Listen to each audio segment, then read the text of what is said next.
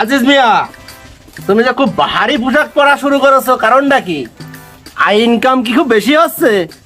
কি বলেন কর্তা বাবু, এইসব বলে লজ্জা দিবেন না। কর্তা বাবু, আমার জমির ঝামেলাটা মিটাই দিলেন না। তোমার ঝামেলা মিটবে কি? টাকা দিবা 50,000, দেশো 30,000, তো ওই টাকা কাজ হয়? হ্যাঁ, এই থাম, আমি আছি না রে। আগে কুত্তা সরি। আজিজ মিয়া, তোমার কাজ আমি করে দিচ্ছি, তুমি তো টাকা তো আর দিলে না। তা আমার একটা সই, টিপ সই দিয়ে যাও। ফিরে ফিরে তো আর কাজ হয় না, তুমি একটা টিপ সই দিয়ে যাও, তারপর তোমার কাজটা আমি সমাধান করে দিচ্ছি। ম্যানেজার বাবু, কি কুত্তা? কাগজটা নিয়ে আসেন তো। তা তোমার জমি কয় শতক আছে দিঘির পাড়? জমি সব আপনি নিয়েই নেছেন, আর তো আছে 10 শতক। তো বাবু, এই যে তা অত ঝামেলার দরকার নেই, তুমি এই জায়গাটা সই করে দাও, বাদ বাকি আমি দেখবানে।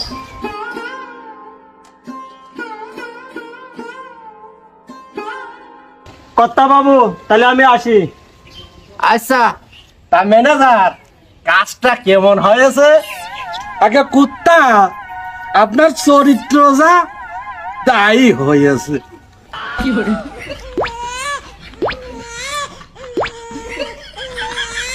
তুই কি আমার ফসায় ছাড়বি রে? কি বলেন কুত্তা? আপনি হইলে টাকা কখনো পচতে পারেন? তোর যাওয়ার দরকার নেই সিরাজ, আমিই যাচ্ছি। কর্তা বাবু আমার ডাকেছে, আমিই যাই। যাই হিসাবটা ভালো করে বুঝিয়ে আসি। আমি গেলে কি সমস্যা? সমস্যা না, আমার খা, এর ভিতরে তোর যে লাভ কি? এসব হিসাবপাতির ভিতরে তোর জড়ানোর দরকার নেই ভাই। সমস্যা নেই মেয়ে ভাই, চলো, তোমার তো কোনো ক্ষতি হচ্ছে না, আমি যাচ্ছি, আবার তোমার কাছে চলে আসবো না। চল, তুই যখন শুনলেই নে।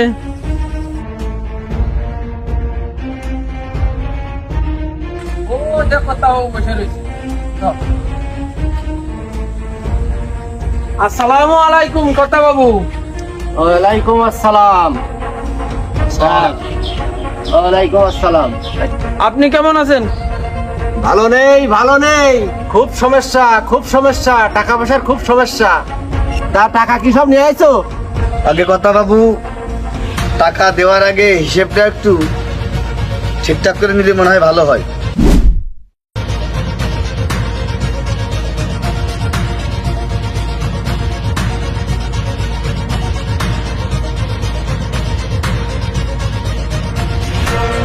হিসাব কিতাব কি বুঝাতে চাচ্ছ তুমি? হিসাব ছাড়া তোমার ভাই কি আমার কাছে টাকা পয়সা নাই না দেয়? আগে কথা বাবু, আপনার রাগ করতেছেন কেন? হিসাব থাকা ভালো না? রাশেদ, জীবনে প্রথম কেউ আমার হিসাব বুঝাতে আসছে।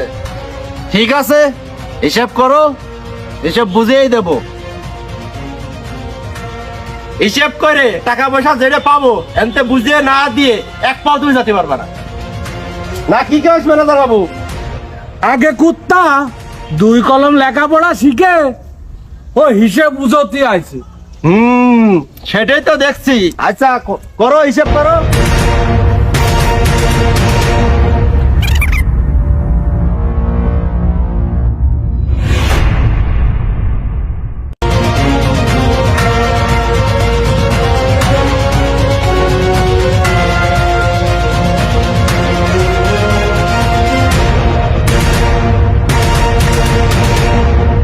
দেখেছেন কর্তা বাবু, হিসেবে আমরা আরো 15,000 টাকা আপনার কাছে পাই। তুমি এলোমেলো কথা কয়ে আমার মাথা মাথা পুরো ঘোরাই যাচ্ছ। পড়াশোনা কি তুমি শিখেছো না আর কেউ শিখাছে?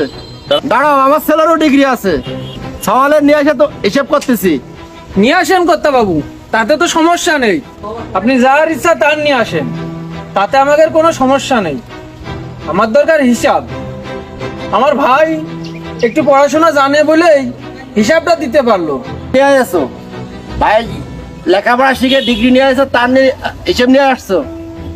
ডিগ্রি তো আমার ছেলেও নিয়ে আসছে, কয়েকটা প্লাসও পাইছে। আগে কর্তা বাবু, একটা কথা না বললেই নয়। ভালো করে খোঁজ না দেখেন আপনার ছেলে নাইম ঠিক মতো পড়াশোনা করেনি মনে হয়। তুমি আবার কি বোঝাতে চাচ্ছ? আমার ছেলে লেখাপড়া করেনি মানে? সে পরীক্ষায় পাস করেছে, তার জন্য 20,000 টাকা পাঠালাম ইয়ার কি মারার জন্য? এসব ফাও কথা বাদ দাও বাবু। কর্তা বাবু আপনি রেগে যাচ্ছেন? আপনি স্যারের কাছে একটু খোঁজ নিয়ে দেখেন আপনার ছেলে নাইম পরীক্ষায় দেয়নি। কি? আমার ছেলে পাস করেনি? এক্ষুনি ফোন দিচ্ছি। আচ্ছা তোমরা যাও, তোমার সাথে হিসেবে বসবো পরে, যাও। আগে আসি কর্তা বাবু। আচ্ছা যাও। আসসালামু আলাইকুম।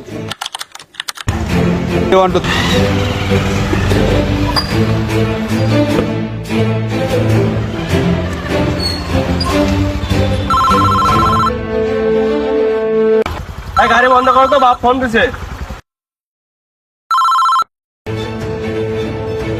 হ্যালো বা, এই তুই বলে পাস করিসনি? তুই বলে পরীক্ষায় দিসনি?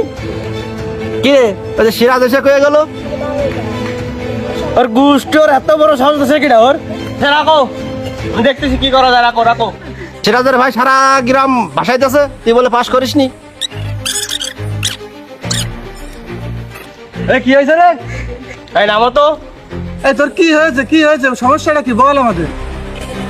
ও তুই বুঝবি না নে, শোন।